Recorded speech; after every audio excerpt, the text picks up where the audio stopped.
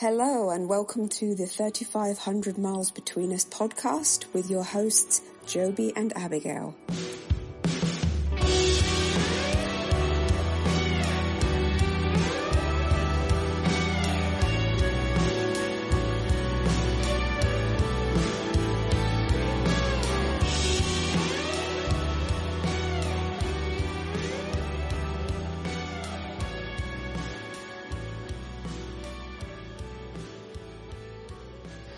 Well, hello, we're back. And yes, where did we leave off? I think we were bemoaning British life and whinging. The whinging about you can't follow your dreams. We'll have none of that. Yeah, Shoo you out of town.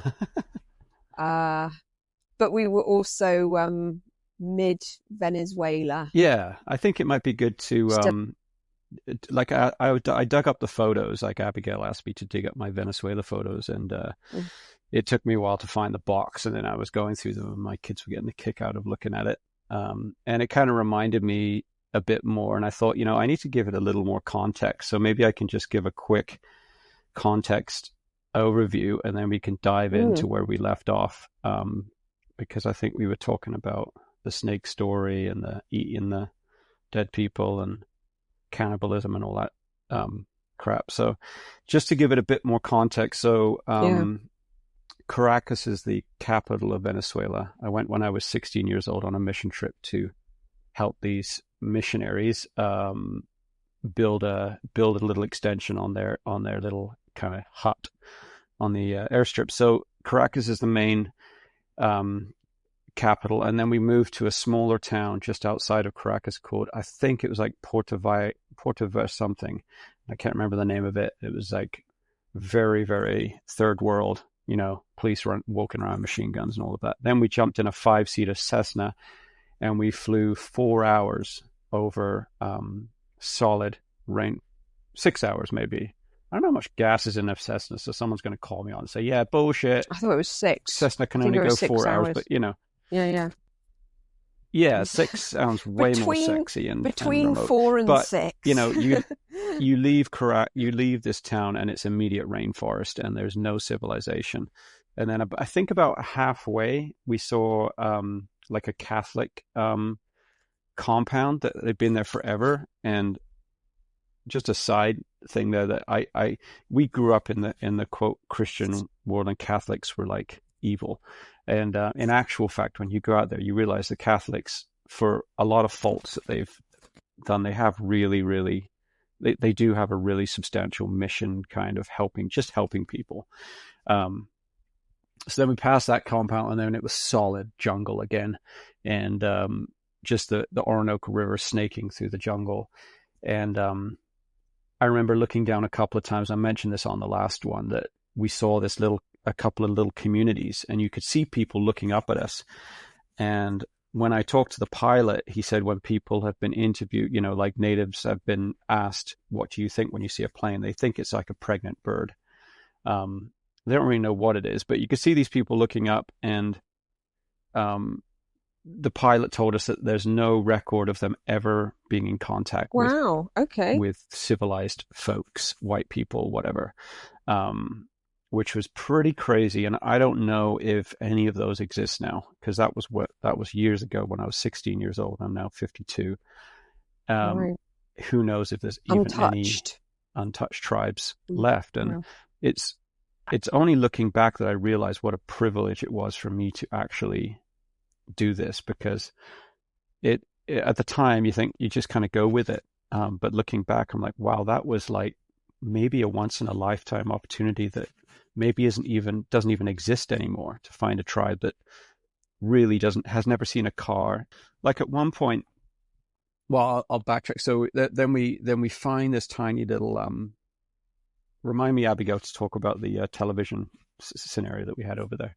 But so 6 hours in, or 4 hours, let's call it 6, we find this tiny little airstrip that was hand cut out of the jungle. So back in the day, the missionaries would have cut these trees by an axe or saw, dug the roots up, which would have been unbelievable amount of work, and then cleared an airstrip. The only problem was was the airstrip was too short. So one of our jobs out there was to extend the airstrip, and you'll see on the photos when you'll see that me chopping a tree stump and stuff, and we were trying to extend the airstrip because it took us 4 attempts, which is pretty sketchy. So you land down, the wheels touch down, and it's bouncing around, and all of a sudden the pilot has to hit the gas again and rev back up and get into the air because he's like, shit, I'm going to hit the jungle. So it was a bit... Except he can't say shit because he's a Christian. No, he's a Christian. Oh, golly gosh. Gosh, golly. Or he grabs his steering wheel and says, Lord, here I come into the pearly gates. Into my hands I place my spirit. Yeah, which made us all feel really comfortable. So that's where, and then so the Yanomami Indians traditionally live in what's called a roundhouse, which is a big roundhouse with an open top in the middle, and all of the dwellings are around the perimeter, and then in the center is a big courtyard where they would walk across the courtyard to get to someone else's spot. Or so how many roundhouses were there? Because it sounded like there was just one, but where is that, where they sleep? One communal, pretty big roundhouse. I think it was the size of a hockey rink. Oh wow, okay, that's massive. I think it's pretty big. Like the courtyard was big, but the living quarters were just, and it was all black with smoke, and just banana leaves kind of giving you a bit of privacy, and everyone slept in hammocks there. So even the Aboriginals, I don't know what's the politically correct way to call them, and then the missionaries also, because we're going to get it wrong no matter what. We're fucked either way. Yeah. Because the problem is there's creepy crawlies at night, and if you don't sleep in a hammock, you are going to get tarantulas and God knows what crawling all over you. So everyone kind of sleeps in like some kind of hung device. And then the missionaries kind of lived a little further up the airstrip, in a hut, really, like was built like, it had concrete floor and like a tin roof. And it just netting for windows. Like there's no point in having glass because it's just, rainforest. It's hot all year round. So it's hot. But the funny thing is that like clockwork at 1 o'clock every single day, clockwork on the money, the heavens would open and it would absolutely tip with rain for about 30 minutes and then stop, like a tap, like wow. And then it would stop. Isn't that amazing? Yeah. And I was out there for, 3 weeks, and it was like clockwork. You could time it. So that's when we ate our lunch. I mean, really poor. And so, And how long would the missionaries go without going back to Caracas or seeing other? Would they go months and months without leaving the tribe? Yeah, I mean, so the only way of communicating with the outside world was CB radio, I guess that would be shortwave or ham radio, I think they call it. And obviously it's not cheap. So each missionary is funded by their home churches. So the New Tribes Mission doesn't fund them. They get their own. So you have to go and hustle. So in the winter time, in the off season, I guess they'll go to their church and try and round up more money for them to stay out there. And obviously a flight would be very expensive. And so they would fly. If there was a medical problem, the pilot would come out and pick them up.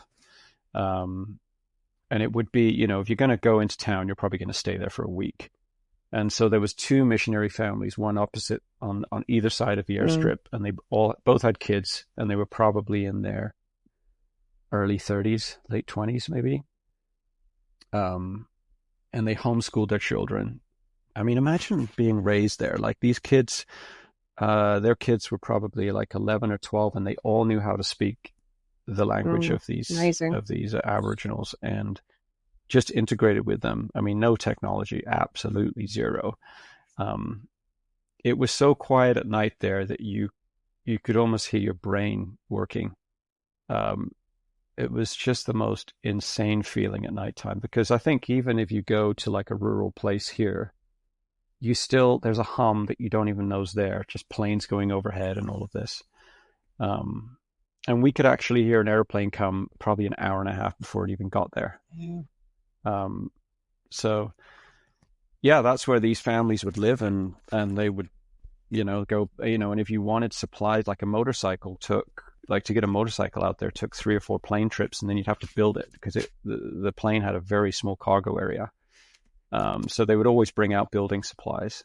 It will be fascinating to know what's happened to these families and whether those children were raised to adulthood in that environment, and their stories, because often with those situations, if the funding dries up, people just have to go home. If they can't get the support that they're looking for and need. Although I imagine it wouldn't be masses of money that they need, but the flights and all of those, yeah. My guess is it's still going on, but yeah, because America's got a whole different, like there's like an ecosystem in the Bible Belt, right, where they really have, there's a lot of money down there. I think a lot of the families, yeah, they really believe in it, and I think that the kids often carry on the work.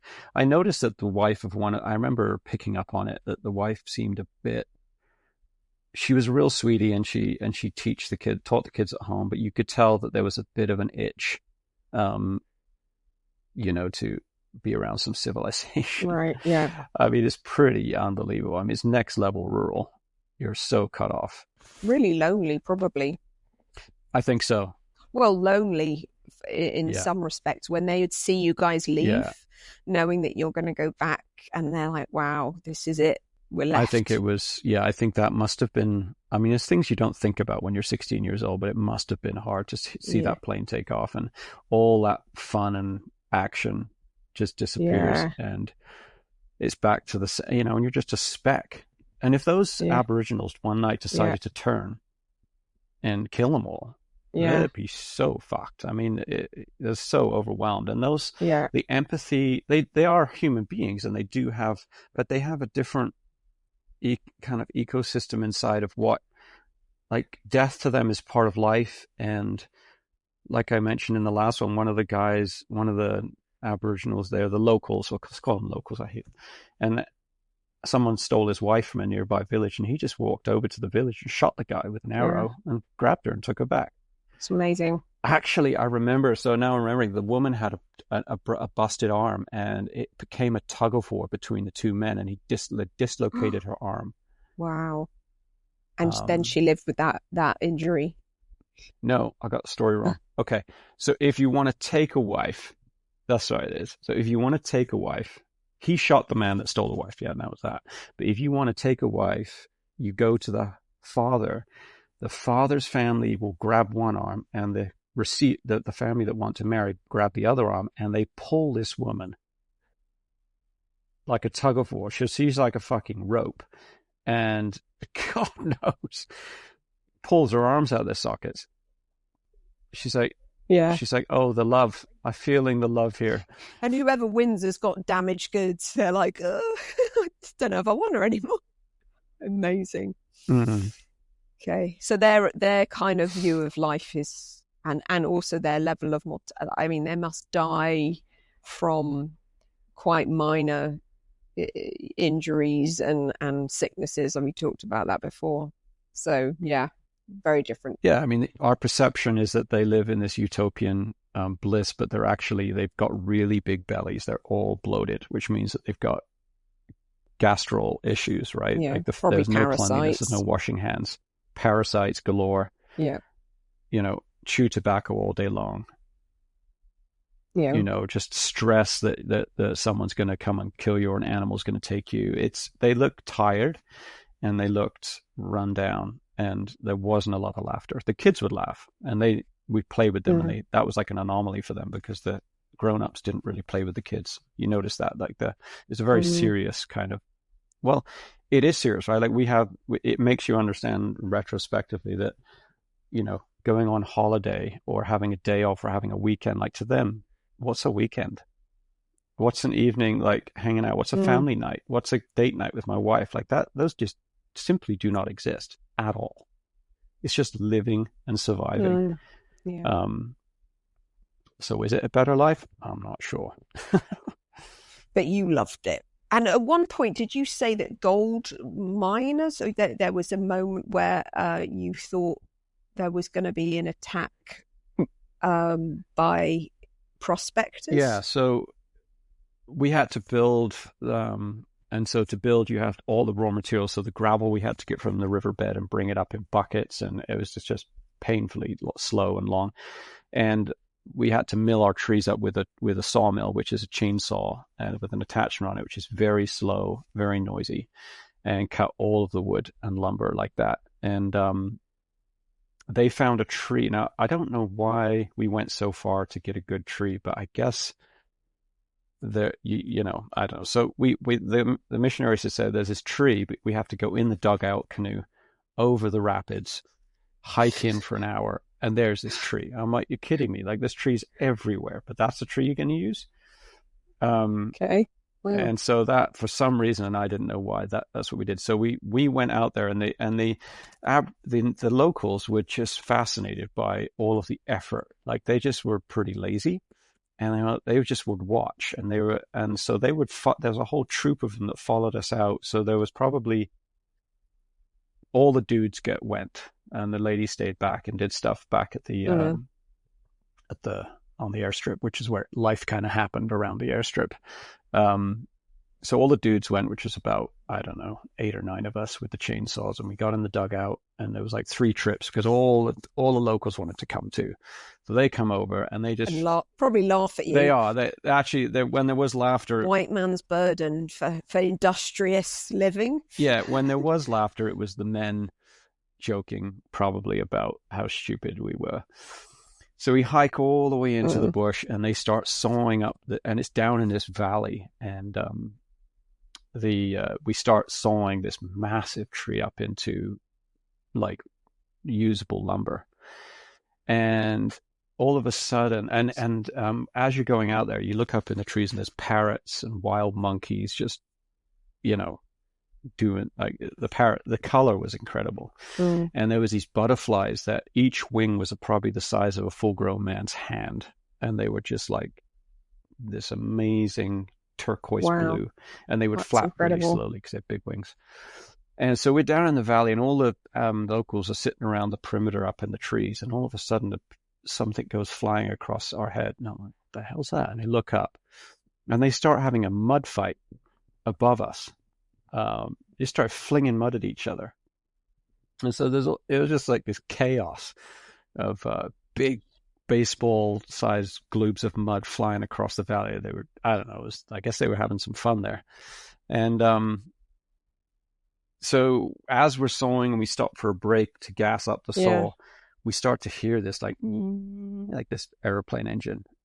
And it was like, we didn't know because this was like, you know, but the missionaries, like, all of a sudden, like, were absolutely cold serious, like gold miners. Because if you've got a plane coming, it's been scheduled way ahead of time, and you know that it's coming, and you're planning your whole time around that plane coming. There was no plan for a plane to come. Wow. So all the women were at the airstrip, and we were probably an hour hike at least, plus crossing the rapids, right? Serious rapids too, on a dugout, really hairy. And they just dropped everything and just told us run. And so we always had a couple of guns. So the missionaries would have, like, they had one kind of like wired up type of revolver and then a shotgun. And we just started running, but the missionaries were sprinting, and we were like, what's going on? What's going on? We just started running and following them. We get to the dugout, we speed across, and you can hear, and then this plane just flies right over our heads and then circles around, and you can tell it's going to land. And as far as these missionaries know, there is every chance that these guys could come in and just rape their wives and steal a bunch of shit and then just fly off. And they have machine guns and everything, right? And so the penny didn't drop for me for like the anxious, like, what's going on? It was like we were just going along with the flow. And get in the dugout, go across the rapids at top speed, like not being careful. It's super sketchy, I remember. And we crawl on our hands and knees up the side of this embankment up to the edge of the airstrip. We hide the guns under some like banana leaves, because we thought if we get captured, someone gets away, we have to go back and get the guns and then come back and free everybody. God, this is like, they've obviously planned this. You know, they must have a strategy in these moments. I think I don't know if they did. maybe they did. Maybe they had chatted about this is what we do in this situation, but it was a bit obscure because we were, I don't think they would say we're out there, and I don't know. It was just like this last minute idea. Let's hide the guns because if they grab us, one person gets away, at least they won't take our weapons. So you're kind of crawling on your hands and knees up this embankment, and I don't know where the locals were at this point. I think they just disappeared. And this plane had stopped, and we could see them from the edge of the forest, them walking in, going over, doing something. So they had landed. They had landed, yeah. And I'm sure that the women were like panicking because these men are rough, like rough. And there's no law and out these there. Are gold prospectors? Yeah. And it's a law unto their own. Like there's no cops out there. No. And right when we got close, we just sat there, and they got back in their plane, started it off, and took off. So it was like literally dodged a bullet. They ran over there, and the women were all in tears. And I guess what they'd done is just come and stolen some fuel, some airplane fuel, and just gone. So I mean, nothing happened. Okay. But my life could have been ended. I mean, it could have been turned right upside. There could have been a gunfight, massacre. So I guess these are like jungle pirates. They just go get what they want to get, and there's no regulation of these people. It's just a free-for-all. Yeah, and it's very well known that and they've got a reputation for being violent. Yeah, because that's part of the reason, like I said in the earlier part one, that I agreed in a way that these missionaries needed to teach them how to survive, because the truth of the matter is this wave was coming no matter what, and you'd be ignorant to think that they could just live out there forever and not be touched by white man's greed. And so to give them survival techniques where they could actually negotiate. Because if you don't speak another person's language, and you're the more powerful kind of, you have the upper hand, you're just going to dominate them, and they wouldn't know what you're saying. So it's the sad truth, really, about the world we live in, that eventually, greed, and I mean, it's like the story of Avatar, right? That very similar to that. The resources is what's more important than the people. So that was a bit of an adventure for sure. And you'll see pictures of a bunch of locals carrying the wood on their heads, and so we kind of hired that. We would trade machetes and different items to get them to do some heavy lifting, and so there was so many of them, they could lift a huge piece of lumber, wet, dry, heavy lumber, and bring it back, and they were happy to do it. But I remember it being pretty chaotic. We put these huge planks in the dugout canoe, which is very, very narrow and slender, and then you'd be rocking and tipping on the rapids. Yeah, like crazy. And the nice thing about a dugout is you're not going to dent it. It doesn't matter if you hit the rocks. But you do. But still pretty precarious. Very. And the missionaries, they were real rough. They were like rangers. Like they knew you had to know how to fix everything. So you had to know how to rebuild an engine, straighten out stuff. Like there's no mechanics, there's no shop, there's no Canadian Tire, which is a general goods store we have in Canada. Yeah, so they were super skilled. And so that. And then at one point you decided to try and explore and find that village that you'd seen from the aeroplane, the unreached people group. You guys went into the jungle to try and reach that village, did you not? Yeah, so we had we kind of persuaded the missionaries there to do this adventure, because I'd seen it from the air, and they were like, well, if you want to. I think they knew in their heads it was a lost cause. And so it was a pretty big deal, because we had to go back the way of where the tree got felled. So we had to take the dugout, but you didn't leave the dugout tied up. We had to bring the dugout out of the water So we again had to get a bunch of the locals to carry it on their heads. And it took, I'm trying to remember now, but probably took 12 guys, full grown men, to carry this, because it's a solid hardwood dugout. Massive canoe. Yeah, massive canoe. And then made out of a tree, just chiseled out of a tree. Oh. And then the engine as well. So they carried it for probably 2 or 3 hours through this crazy jungle trail, up and down and up and down. And then we found another access point into the river. And you kind of think, like, I don't know. I mean, I don't know if my parents signed a waiver that, you know, we're not liable if your kid doesn't make it back, but this is high risk, because you're just in shorts and, you know, hiking shoes or whatever. And there's so many things that could have gone wrong. So we, you know, there was only a select bunch of people that wanted to go on this adventure. I think there was like 8 of us. So we put the dugout in the water, and we started going down, and they would just like look for any signs of life. And it was the most incredible journey, because not only was it the most beautiful scene, like the canopy of trees above and parrots flying over, and just knowing, and I remember even then feeling like no one's been here before. Really? No one, wow. No one recorded. You know, there's Aboriginals living there, but no white man has been here before. If only we had GoPros then, it would have been sweet. But. And were you camping overnight? Was this like an expedition, or was this like, hey, let's do this today and see what happens? Yeah, it was a day trip.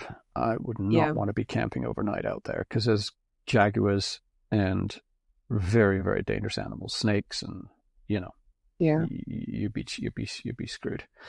So we're going down, and the crazy thing is when you're in an untouched area of the jungle, man-made things are they stick out like so strong. It's like a fluorescent, like sprayed pole, or you'd see like a tree that looked like it'd been sawn off with a knife or a sharp object. Really? Yeah. And you could spot it from like a long way away.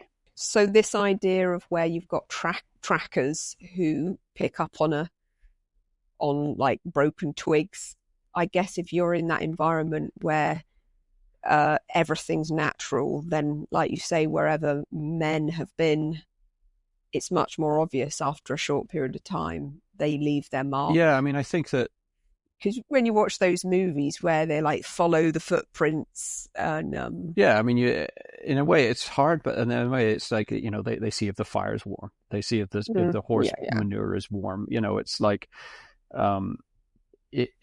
your senses are really heightened, and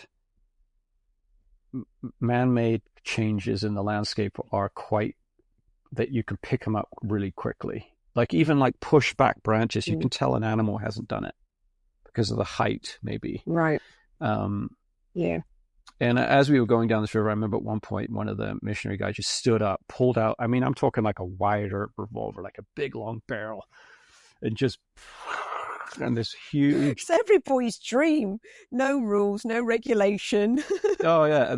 And we're like, what the hell's going on? And this massive turkey just fell out of the tree. I didn't even know there were turkeys down in Venezuela. Yeah, wild turkeys. Okay, yeah. Yeah, I couldn't see the thing. I couldn't believe this guy could see it. I was like, what the hell? How'd you? Because the jungle is so thick. That's why we would hunt at night all the time with big headlamps, because you can't see anything in the day. It's all there, but you can't see it. And the same with the. What did some of this food taste like? Like tapir? What's that? Tapir. Yeah, you'll see in well, we can tell that story of that being hunted too. But I mean, most things, like I've had alligator and stuff like that, and it tastes kind of like a derivative of chicken. If you have snake, it probably tastes a bit like chicken. Yeah. And was their food nice, or was it very, very just plain meat, nothing else? Banana. Like the missionaries? Very simple diet. Well, just the tribe. Did you eat with the tribe? Oh, the tribe. I don't know what they would eat meat, no vegetables. Maybe they ate bananas. Yeah. But you ate with the missionaries. I can't remember what we ate. Yeah, they canned a lot, so they would can a lot of meat. But it's a totally different story when you're surviving when you're hunting and there's like we won't eat for a bit if we don't get something. It's the motive changes. It's not just fun and games. Yeah. So we would go down there, and sometimes you'd see this big splash, and it was an alligator. But even those were hard to see because our river is so muddy from just the volume of water coming down. It's washing the banks of the river in. It's not like crystal clear water. And I remember after about 2 or 3 hours, we saw what looked like some man-made like fishing trestle or something like that. And we pulled in and went and walked into the bush trying to pick up a scent. But it was like trying to find a needle in a haystack. And I'm convinced that they saw us, but we couldn't see them. Yeah. And then you think retrospectively, if they'd have thought we were aggressive, you had a bloody arrow in the back. I mean, how crazy that we did that. I mean, I'm grateful for sure, but I'm like, it could have gone really bad. Yeah. Yeah. And I'm presumably I wonder whether the village that you were in had antagonistic relationships with other tribes, or they give each other a wide berth, or is it, hey, let's trade women and trade items and goods? Yeah, I mean, there was a tribe that was about a half hour, they did have a dirt bike there, and it was about a half hour dirt bike ride down this very, very small foot trail. And it was, the nice thing about the roundhouse where we were was that they had the clearing, which was the airstrip. So it was a lot of sunlight got in. But this other roundhouse, I remember going to it, and it was very, very dark because the trees are humongous there, and you're not going to chop one down with a little axe, Yeah. And so the one we were at was not the normal. Right. Normally, it's just very, very dark, and I just got this sense of, it wasn't like you turned a page into this like utopian. I keep saying that, but it wasn't clean. It was dirty. It was smoky. It was rough. It was quiet. A lot of people staring at you, but you didn't get the sense that they were nearly as friendly as the locals that we were close to, because obviously they developed a relationship, and I think it was a very symbiotic, the word, I don't know, like the connection between the missionaries and the locals was very close and very friendly. And it's weird to think, because even when I've watched nature programs about the Amazon, the lack of sunlight that gets to the ground, plants can grow very slowly, and it's just an incredibly sheltered. These forests are really dark. Yes. And they don't get a whole lot of sunlight, and it's something you don't think about when you think of a tropical environment. You think of like all that sun rays and sun exposure, and it's like, wow, actually in dense jungle, and you're living near the ground, and you're not in tree houses, and you haven't got the ability to bushwhack and clear the land. Pretty kind of dark and dark and damp environment. Yeah, it was. So I guess that the story was that we didn't find this tribe, but I'm pretty sure that they saw us, because they did know the map, and they did know that they had obviously seen this community that we had seen from the air, and they're like, yeah, it's right down here. And so we were close, but I don't think we had the time either. We had to get back before dark, so we had to kind of cut the trip short. But it was still pretty incredible, and I'm so glad I signed up for that. That journey. Yeah. And then there's the hunting incident that was pretty cool, and you'll see it in the pictures. So we had to hunt at night with headlamps because you couldn't see anything, and when you went at night, you just saw eyeballs everywhere staring at you. And so they do have panthers. I guess it's panthers, the black. Yeah. Jaguars. Yeah. Cats. Big cats that will kill you. But they also had the main animal you wanted to get was, if you were going to get a big catch, was called a tapir, which is like a kind of a ground cow, and also wild pig and boar. Okay. That are very aggressive. Like wild Yeah, boar. so there was a boar killed by both of the kills while we were there were all by locals, because they had these crazy bow and arrows that you thought were so inaccurate, but they were so good. And they brought back a boar, but they didn't know it had young. So there was this little guy that obviously had come along. He'd lost his mum because we just killed his mum, and they didn't know. The hog, yeah. And so this little tiny thing that was the size of, I don't know, like a small football, tiny. This is the hog. Little piglet, yeah. And so I kind of took a shine to it. And so he would sleep on my lap in my hammock. Oh, wow. Okay. And piglet. I think there's a picture of him sleeping in my lap. And it would be funny at night, if he wasn't with me at night, you'd hear this banging at the door, and he would be headbutting the door and squealing. And then I'd let this little guy, and he'd trot along and like sleep on my lap. Yeah, they have like really wiry hair. And you know, I remember the locals kind of thinking that was funny, that you know, they just don't seem to have that kind of like, Pumbaa. you know, pets to them. Was like, what? We can barely feed ourselves. Yeah. Interesting. Isn't it interesting that they don't adopt like little monkeys? And it sounds like there's so much focus on survival that the whole nurture thing doesn't seem to kick off for them. It's funny that it was your instinct to build a bond with a rescue animal, but that they weren't doing that too.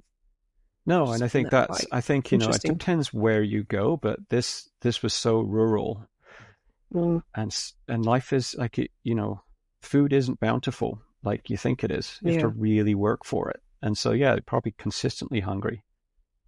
And so nice things on the, you know, that we experience on the daily, you know, like imagine trying to teach one of those guys that we go to the gym and exercise. Yeah. They just look at you like, on leisure. What are you talking about? Although, you know, we have a different type of leisure time. They obviously chewed tobacco and sat round the fire and swung in like that. We're in the hammocks, but I guess they didn't have that industrialized, high function driven, betterment, you know, all of those things that really drive us daily. Obviously aren't there for them.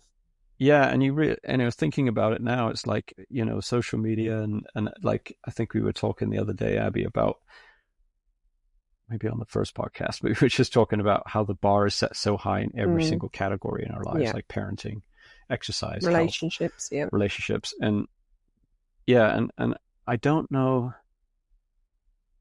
Yeah, I mean, you've got the big hunter. There's pride there, right? Like if you're a hunter, you've got pride.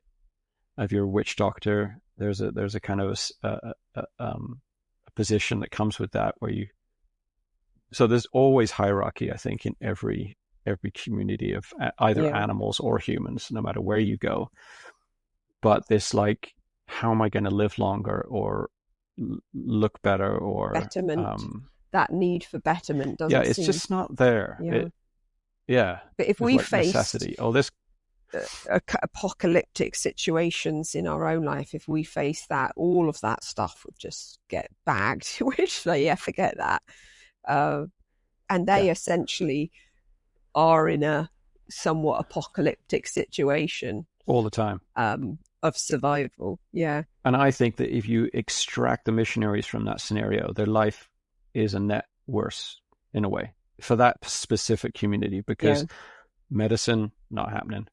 Like just simple hygiene. Like they have these things called sand fleas that would burrow into your toes and then lay their eggs in there. And and I had one, and it was like 10 years later until it left my toe. Oh my God, you said about that. Could not, like, it was just a dead toenail. Horrible. if you had just had a parasite cleanse when you came back, if you knew what we know now, yeah, every missionary should be doing parasite cleanses. Because that's probably half of the problems down there. But I remember seeing a photo of the feet, that you took a photograph of a child's feet that were just riddled with the sand flies. I mean, yeah, there's no shoes. And they looked like their feet were just rotting. I know. It didn't look great, and it must be so itchy. And what happens to them? They just live their whole life with rotting feet. And rotting teeth, because they never, ever brush their teeth, right? Yeah. So you think, imagine having toothache. It would suck. Oh, excruciating. Yeah. But it's a real thing, and it's sometimes life-changing. Well, an abscess can kill someone. I mean, gum health is a huge link to your whole body health. If you've got rotting gums, I'm sure a lot of them have died of abscesses and things that we've got simple solutions from antibiotics. Yeah, would probably take them out quite quickly at any age. I remember them being amazed. So this tapir. Oh, yeah, the tapir. So, sorry, go for it. Now I want to know what were they amazed by? Them being amazed. What, a toothbrush? Oh, there was a guy there with white. It's not really related, but there was a guy there with probably American white teeth. No, he had white hair because he was an old guy, and they just, when he got out of the plane, they surrounded him and they just like could not stop touching his hair. And then the other thing that freaked them right out was he had dentures. So he took his teeth out and they just lost it. They ran a mile. So they would come back and like touch him like he was. And I wonder if they'd never seen grey hair because they never lived that long, or if they just don't get grey hair. Like, I wonder what they don't get grey hair. It's just jet. Okay, jet black. It's jet black. And they're all very short. So like the tallest guy would be up to back then was nowhere near as tall as I was. Like they're very short. You were only 16. So they were like 5 foot something. Yeah, like mum. Probably mum's height. My height. Midgets. Wow, isn't that interesting? Yeah, that's amazing. So you went to and obviously tapir must be nocturnal if you were hunting them at night. Yeah, they probably do. Yeah, they snoop around at night. So the locals caught a tapir way up the river, and so what they would do is they would catch it, remember where it was, and then they would go back 2 days later, and the thing had blown up with gases, and then they'd roll it into the river and sit on it and float down the river with sticks to get it to their spot. Right. So we're down there like bathing and hanging around in the river, and all of a sudden around the corner comes these two guys sitting on top of a dead cow. That's swollen. Yeah. And starting to rot. Oh yeah. So then they brought it up on shore, and the whole community came down, and I've got pictures and you'll see them. It was so cool to see, like they used it was such a moment of joy for everybody. And they would just use every inch of that thing. The bones were kept, the intestines were washed out in the river where we were hanging out, and used for carrying water. It was like Mardi Gras. Like all the women were down there and taking part in it. And I guess, the food was just split up between everybody. When you'd watch these like Planet Earth things with David Attenborough, and they'll do something like that where you've got trackers, and then he'll say, and that was enough to feed a village for 2 whole days. And you're like, oh my God, it was literally 3 days of work to get a meal that would feed for a couple of days, and then they have to start the whole process all over again. Of looking for food. Yeah, and you think these guys don't have fridges, right? There's no refrigeration. Yeah. So you do eat it that night. And that's that. And maybe you cook some meat and have it dry. But yeah, hunting is every day. Yeah. And they would make their arrowheads with like bones of the animals, and I still have some of the arrows because I gave them to Gabe. Just the heads. My son. That's all you end up keeping after everything. Yeah, after everything, which is really sad. I mean, I had all of these bamboo little carrying where they keep their arrowheads in them, and they had like the caps would be made out of hide from the animals, and then beautifully crafted tons of these feathers from these hummingbirds, and the smell was like, I'd love to be able to smell that again. But yeah, it's all that's a bit of a bummer when you travel around a lot as a young person, and you lose stuff because your possessions just get less and less and less. You're like, oh, I probably left that in the States, and I probably left that over there, and you know, I don't know where it's just kind of evaporated. But also, I do remember, like, your bedroom when you came home with all this stuff. When you started having some pretty serious accidents, you know, there was a moment where you got rid of a lot of it, because we did start to wonder, had you been cursed by a witch doctor? Is that why you're having all these accidents? Because it was so dramatic, which we'll get onto in the next episode. I do remember you getting rid of all the hummingbirds, and a lot of stuff went at that time, just because we weren't sure. Yeah, I regret that. Yeah. I think the superstition, you just weren't sure, but, you know, obviously you're very impressionable by your parents. Yeah. Mum didn't force me to, but, you know, it kind of gets in your head. Yeah. And then you kind of think, ooh, and then it's like in a closet, you just see it there on your mind's eye, and you're like, okay, I've just got to feel like you got a hex on you. Yeah. But I kind of regret it, getting rid of them. Absolutely. Could have just done a clearing. Yeah. She could have just got a shaman into our, you know, that wasn't where we were at in those days. No. But at the time, you're just desperate for answers. So I can see why you'd get to that conclusion, I think. Yeah, and then, I mean, I guess, you know, wrapping the whole Venezuela story up, I think, you know, it was the closest to God I've ever been, I would say, out there, you know, as far as just the purity of, not God in the way we, you know, religion God, but just the closest to your creator, just the quietness and the simplicity. It sounded like you were fully integrated into who, you know, whenever we talk about the times where you felt a sense of purpose and integration with yourself, it's routinely these situations where you are the closest to nature, but also the closest to helping people and having that sense of simplicity and purpose at the same time. Like this magic combination. Yeah, I think it is all of that. You know, like we are created to live in community. We are like at the core, and we're created to helping people is it's kind of a rare thing, but it's the most rewarding. You know, like what did Jesus say? Like, better love. Honestly, like the most important thing is to love your neighbor as yourself. Like, out of all of the commandments. And it's so true, because it is self-fulfilling. It fulfills you and them.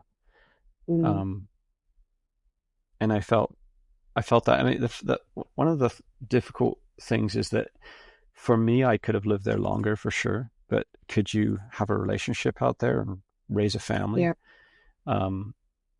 That, you know, so it's part of the dance with moving on from that and trying to live a life on this planet. You know, it's like I couldn't write, you know, like moving out to this farm where we are was hard enough for my family, but to move even more rural, you know, you kind of think, like, my wife thinks, you know, what about Amelia and her dance, and she won't be able to do all these artistic ventures. And, you know, there is that side of things, you know, sports and, but. Well, when we grew up around missionary kids, they were having their decisions made for them. And undoubtedly, for some, there's resentment there that they don't want to live that kind of life. And I think when you've got a family, it's really difficult to make a collective decision that works for everyone. And those people would have been sold the idea that they're doing it for the greater good of serving God. And but eventually, they would have to make their own decision about whether that's their path. But I do think a lot of these missionary kids eventually were like, this is not for me. I do not know. Well, I think we're built to explore, and you go to, like, Tara my wife was a flight attendant. We used to go to Maui a lot, and it's like paradise, right, in Hawaii. Mm-hmm. And then you talk to locals, and all they want to do is get off the island. And you're like, are you kidding? Really? And it's like, yeah, I want to go to a mall. I want to see what it's like out there. So if you trap people, even if it's in paradise, they'll still want to get out. Well, the funny thing is, like, I want to interview him, but I've got a Saudi Arabian tenant who I've gotten really close to. And I love hearing about life in Saudi Arabia. And I'm always like, why are you in Canada? Everyone's so wealthy there. He lives in a house in Saudi Arabia with 7 living rooms. And he said, I never forget the day when the king doubled everyone's salary overnight. Yeah. And we woke up in the morning. My mum was so happy. Her salary had been doubled. And I'm like, and why are you here renting from me a pokey little, in-law suite? And they've all got a story of what drew them, particularly, I think, those people where you realize the West has done such an amazing job of smokes and mirrors and giving people in other countries this idea that we've got it all figured out over here, and this is where, the malls, the Hollywood movies, they really buy into that. Yeah. And so the Saudi Arabians want to come to the West, and there is qualities here, but I think a lot of them feel shocked when they arrive to find out, like, all is not well. And they think it's like Baywatch and Hasselhoff's going to come and invite them off the plane. And he said, I'd never seen homeless people till I came to Canada. Isn't that crazy? And there's only 3 types of homes in Saudi Arabia. There's villas, there's condos and mansions. And he's middle class, so he lives in a villa with a meager 7 living rooms. And there's a cook and a maid, and would consider himself to be very middle class. But you realize that they still have this sense of the West as being just glorious. And I think it's the golden nugget. Yeah. And then they get here and he's like, yeah, it's definitely smokes and mirrors. This is not what I thought it would be at all. So yeah. Yeah. I mean, there's so much of that in these cartoons, right? Where, the princess is in the palace, like, you have everything you've ever wanted. Yeah. But all she wants is to adventure over the walls and into the jungle and have hardship. And it's a funny thing. I mean, you remember, have you ever seen the Paskowitz movie? I think I told you about it. No, I haven't seen it. So you can rent it. The family's called the Paskowitz. I'll try and find the exact spelling and we'll add it in the show notes. But it's a true story about a man in the 60s that was I think he was a surgeon, and he was driving to work, and all of a sudden it's almost like he had this epiphany of how capitalism and everything's just a big con, and we need to just get out of the system. And so he went home, closed his practice, bought a Volkswagen Bug with his wife, and they just took off around California. It's all in the States. And then they had with their sons. Right. So they had 4 kids, and the whole documentary is that they're interviewing all the children, and they all hate their father in different degrees for what he did to them as children. And the objective of the documentary is to bring the kids together and the father for one final kind of reunion where they can bury the hatchet. And so this guy would be living off of fish off the ocean, so they're all skinny as rakes, really ripped, and they became incredible surfers. And so they would just go up and down the coastline of the States and just dominate all the surf competitions, but they wouldn't go to school. And it's funny, he was obsessed with monkeys or chimpanzees, and I guess chimpanzees have really clean a-holes, and so he was obsessed with them having clean rear ends. So his children needed to be like chimpanzees. Chimpanzees, yeah. And they hated him for the fact that he wouldn't, one of them asked if he could go to university, and the guy beat his kid, like spanked him. And so basically trying to beat it out of him, just like, no, that's going to kill you. And they grew up. But the funny thing is all of the kids grew up incredibly entrepreneurial and successful, but they had a huge chip on their shoulder for what their dad did to them. So it's like, you wouldn't be entrepreneurial if you hadn't have done that, probably. But it's a pretty incredible story if you can find it. And I remember you talking about it. And again, similar to what these missionaries do, where you said, how would you find a wife down there and raise kids?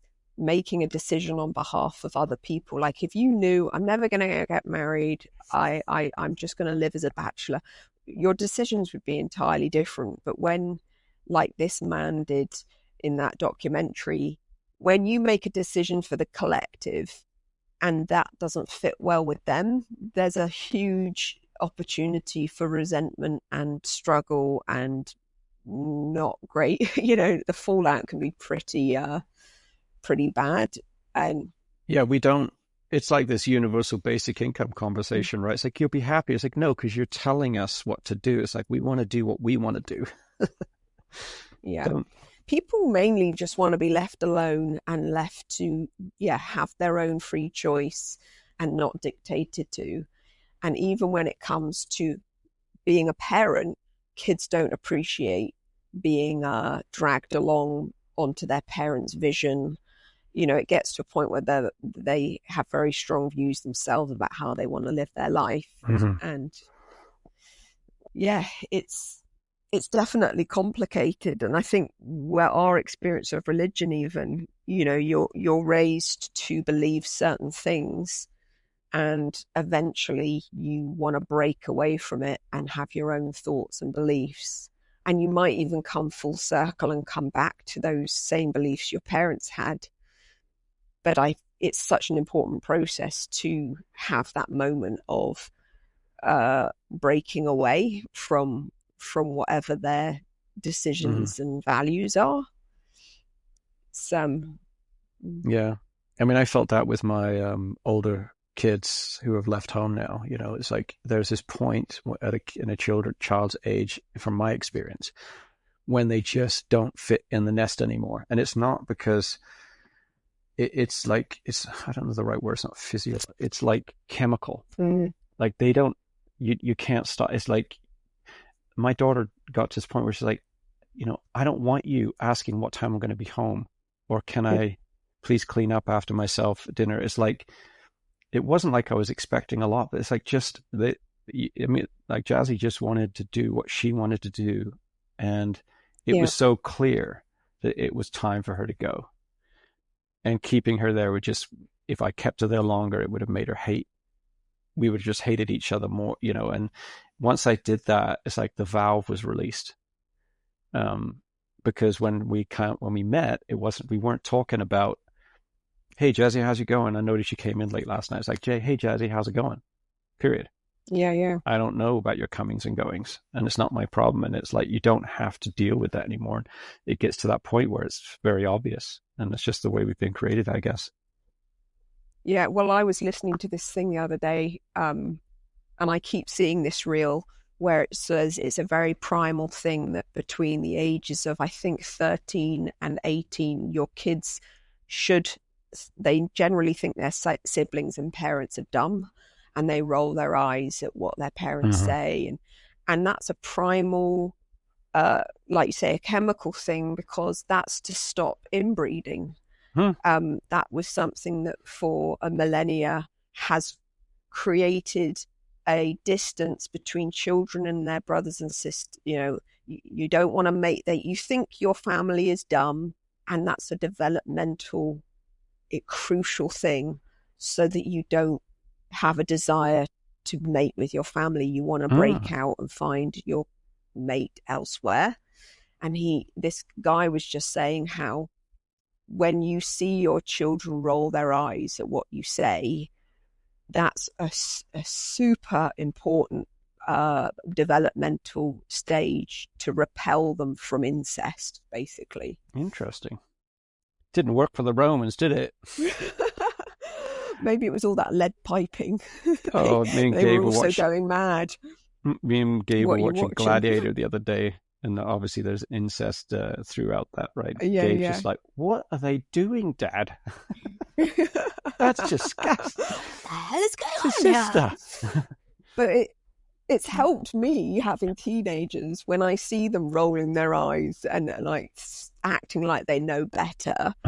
I keep reminding myself, this is really important. This is not a rejection of me. It's a primal thing, and it's healthy, and I should welcome it. So I would like when you said it was chemical, it reminded me of that, because Jazz and Raven, your two oldest, breaking away. So many people say this is that the relationship just gets so much better when they leave home, because that worrying, you got in at 2 a.m, you woke me up, what's going on, who are you seeing, all of that. It's funny how once you're outside a certain radius from your children, you stop worrying about them. It's fun. But if they're coming and going in your own home, all of a sudden it's your problem. Such a strange thing. Yeah, it's funny. Sometimes I'd be like, oh, I haven't talked to my kids in like 2 weeks, and it's like weird. I mean, I was, and I think it's funny how we fight the system, right? Like that system of like, okay, this is natural that they're rolling their eyes because this is nature. But we fight it and we try and like, no. That's not how it's going to be from my situation. Damn it.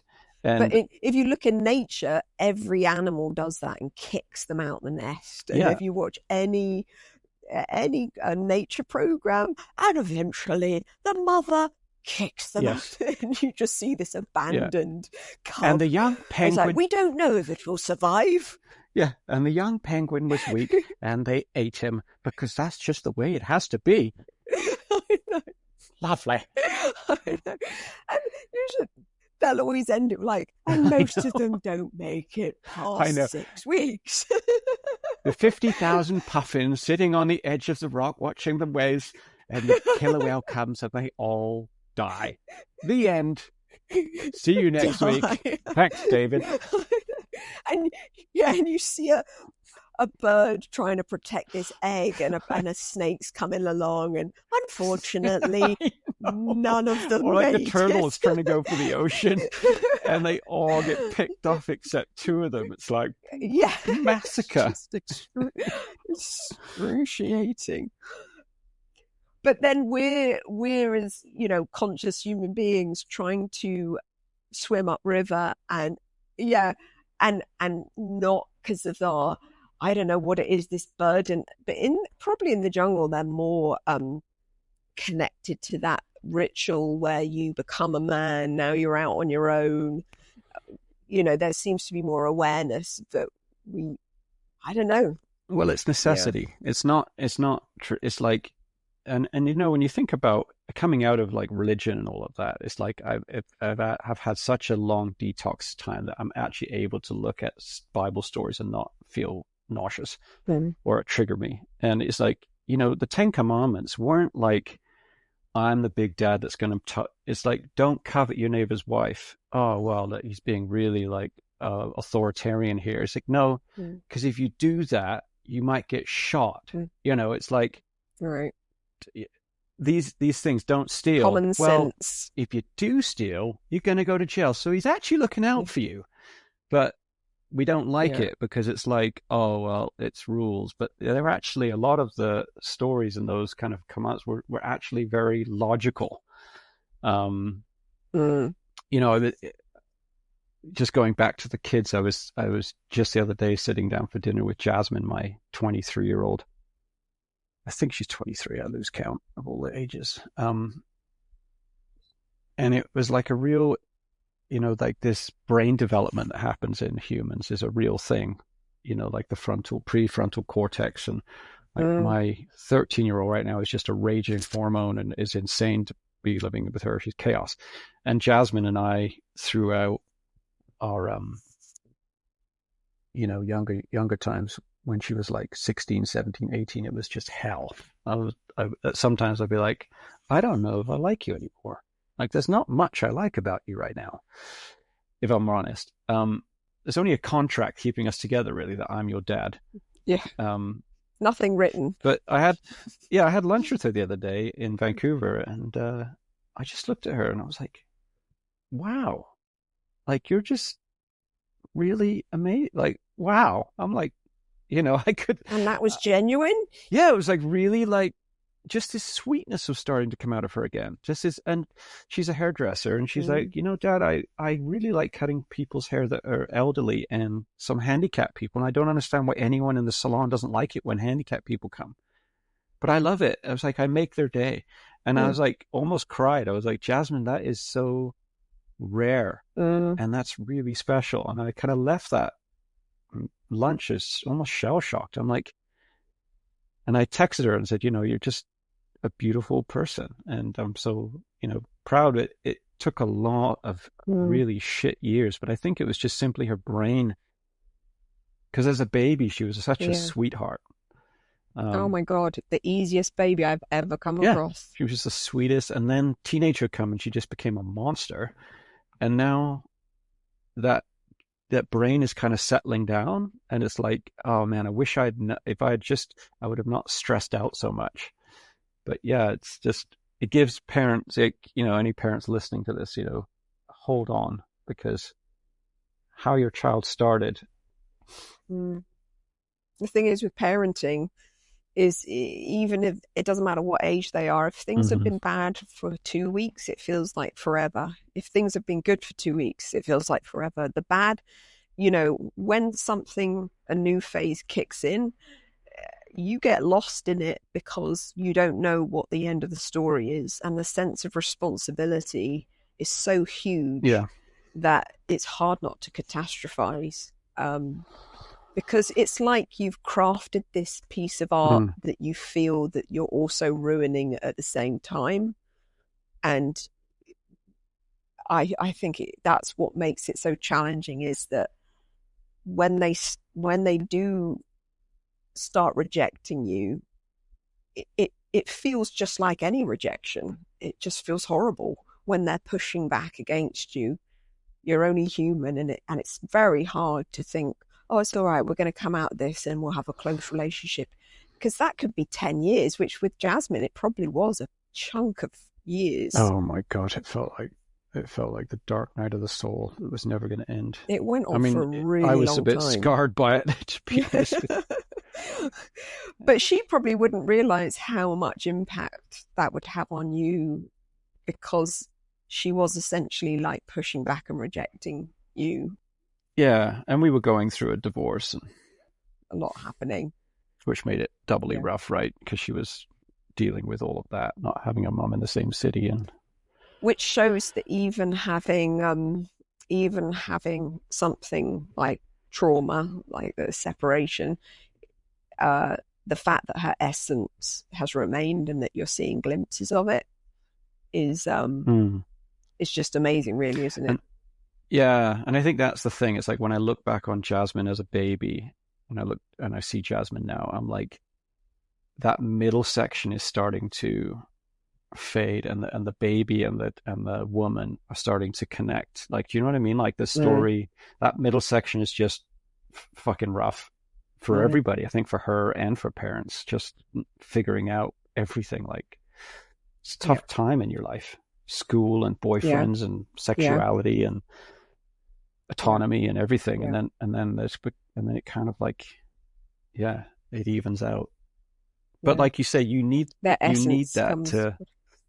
If you don't hate your kids, you're not going to kick them out. You've got to hate them for a bit, and you can kick them out, and you can love them again. Well, it's almost like those emotions of being repelled are the warning signs that there's too many chefs in the kitchen. It's probably time for space, especially like Raven, your oldest. He's a big personality. And again, that was a bumpy ride. And the funny thing is, by the time Jasmine started to struggle, Raven was coming out the other side. And I remember saying to you, remember you went through this with Raven, but each individual child, even though you've got that experience of knowing, yeah, Raven's good now, yeah, you still don't know, so it's not that reassuring. But I mean, yeah, too many chefs in the kitchen and that sense of repulsion, like, yeah, I don't think I like you anymore. But I think that we're living in it, like the Western, I feel that there's this energy that we try to push against that. It's like, no, my kids and me are going to be friends forever. And it's like, yeah, it's that what we already talked about, really. Like we're bucking nature. It's like, just, we should settle into it more and not be, I think we have this unhealthy, like, I failed as a parent as soon as things start to get a bit squirrely. And in actual fact, like if David Attenborough was to do a show about parenting and actually pull it all apart and look at it and how it's like, and now the child becomes obnoxious and the parent just if it was fix it in the back of the head. If we didn't have our egos and all of that, it would be something along the lines of and the parent retracts and the parent lets the kid have a tantrum and 2 years go by and then they're reconnected. But we don't do that. And it was like the actual stories, and the parent freaks out and grabs the kid and tries to change it and tries to twist them and turn them and tie themselves in knots and go to counseling. I think what happens is when we see those signals of rejection and antagonizing we pull them closer when we should be essentially letting them go, because the panic is, if I'm going to lose them now, it might be forever. Just the letting go and the surrender part to the process is so difficult as a parent, because you don't know. There's no guarantees that they'll come back to you. And I think we're also a lot of us are insecure, and we think we failed, and we try to, it's all better, right? Like we're good, and just not being secure in the process. I think it's that understanding. That's why it's so good for parents to talk to each other, because my kid's going through it too. Oh, okay, I'm not the only one. I mean, as a business owner right now, I'm getting so much reassurance from talking to other business owners that are also going through a tough time. And I was like, okay, it's not just me, because I immediately think, what have I done wrong? And it's like, no, the economy is terrible. Yeah. And it's the same with parenting, and it's the same with so many areas like marriage. There's so many things where you blame yourself, and then you realize, actually, no, this is really tough. There's outward things happening outside your control. And wow, I might need to wrap this up and start cooking dinner. Go do something. You're cooking dinner. I'm going to go cook lunch. Literally. Lovely. It's 12:30 here. Next time, I want to get into your lovely accidents and all those juicy stories. So, when are we going to talk about yours? Oh, that can come later. I think we've got plenty to get on with you. But anyway, it's good. Yeah. So, folks, if you Abigail's going to update the Instagram. So if you follow us on 3500_miles_between_us. How many underscores can you fit? Yeah. There'll be pictures of Venezuela there that will, help you see what I was like when I was 16 years old, and see that the snake wasn't actually 20 feet. Probably 6. Probably 12 feet. Oh, 12. Okay, that's legit. Yeah, it's legit. It's legitimately long. Yeah. No, it's been great. Yeah. Good to wrap those stories up. Sweet. Well, I'll speak to you soon. Love you.